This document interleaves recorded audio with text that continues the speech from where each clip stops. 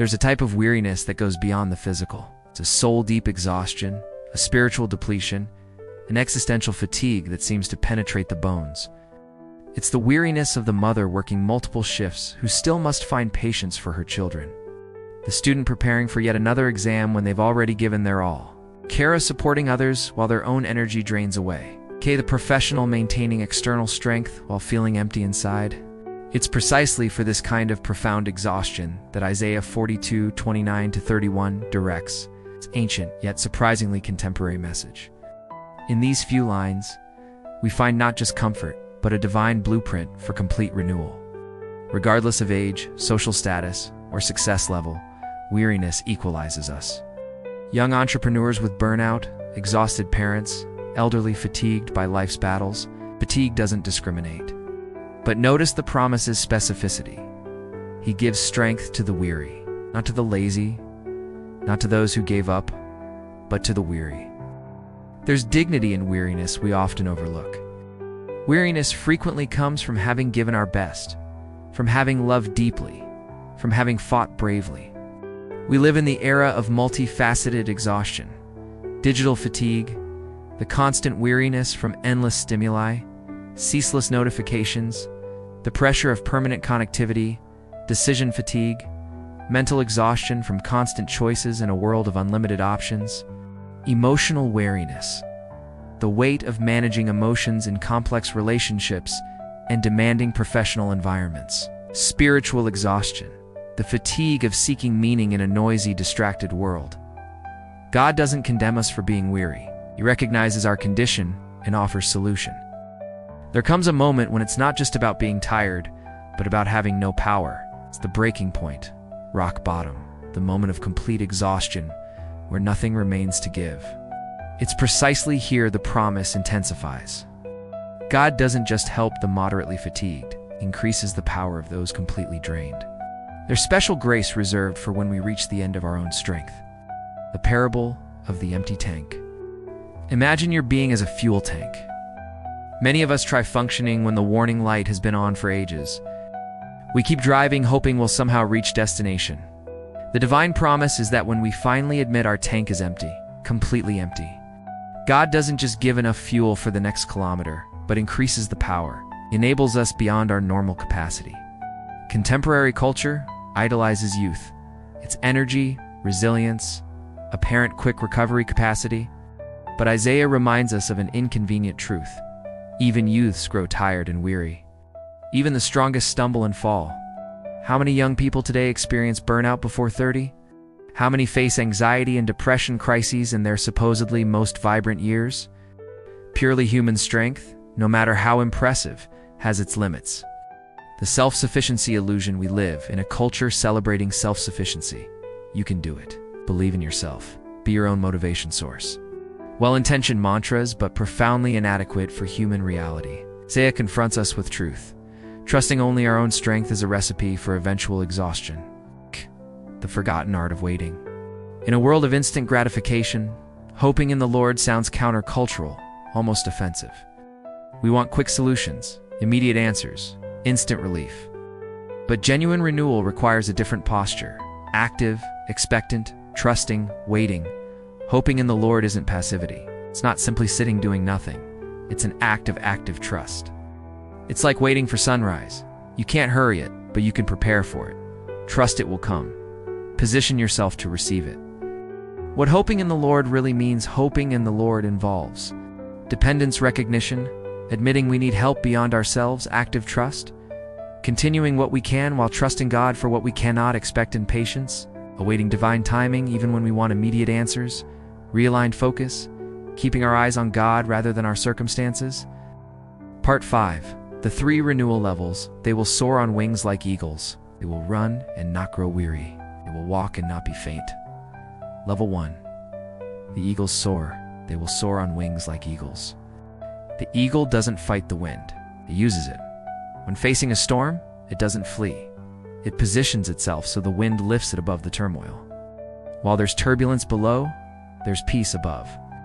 Soaring on wings like eagles speaks of elevated perspective, ability to see beyond immediate circumstances.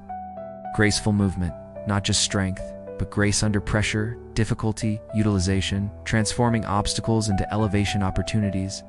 There are moments God doesn't remove us from the storm, but enables us to fly above it. Level 2. The sustained run they will run and not grow weary running speaks of seasons of intense effort, increased demands, challenges requiring all we have.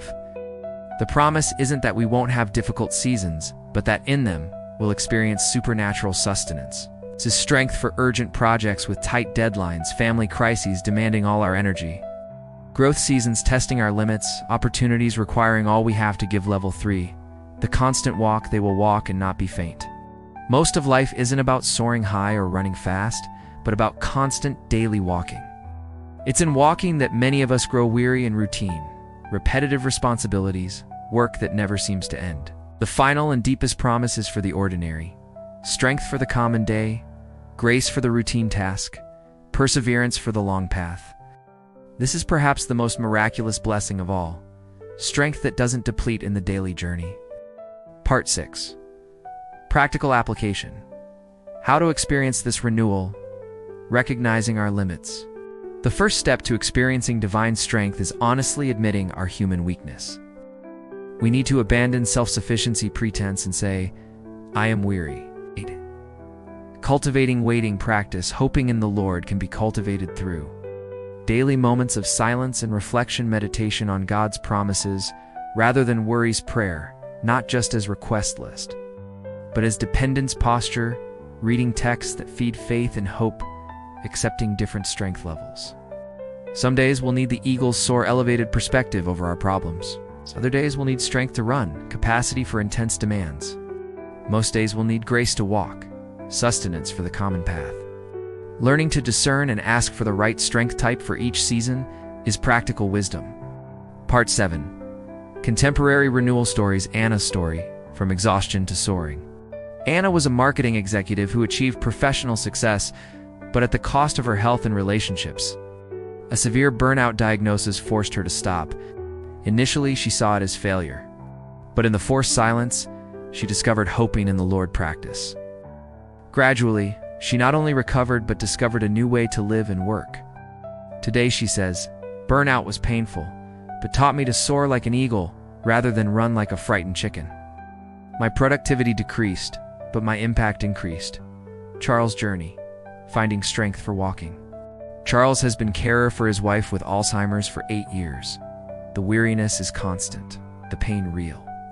He shares, "I pray not for strength to run or soar, but simply to walk one more day. And each morning I discover there's sufficient grace for that day. It never carries over to next week, but there's always enough for today." Part 8. The inexhaustible source, the nature of the strength-giving God. The reason we can trust these promises lies in the character of the one who makes them.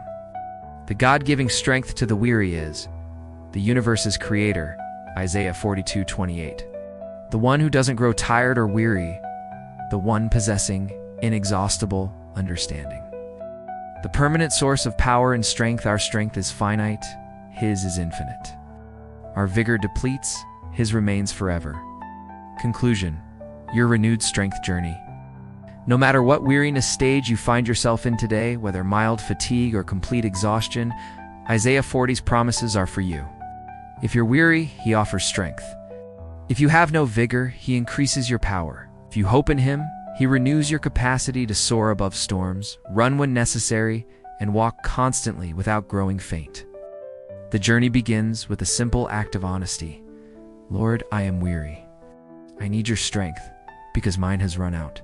And then, the gentlest miracle happens. Eagle's wings begin growing where there was only fatigue. The capacity to run without growing weary emerges where there was exhaustion. And the grace to walk without failing manifests in the common path of each day. May you discover today the strength that never runs out. May you experience the promised renewal.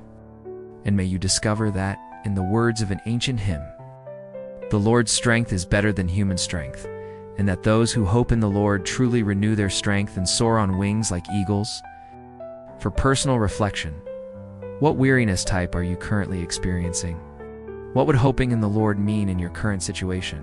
Do you need strength to soar, run, or simply walk this season? What's one practical step you can take today to receive the strength God offers?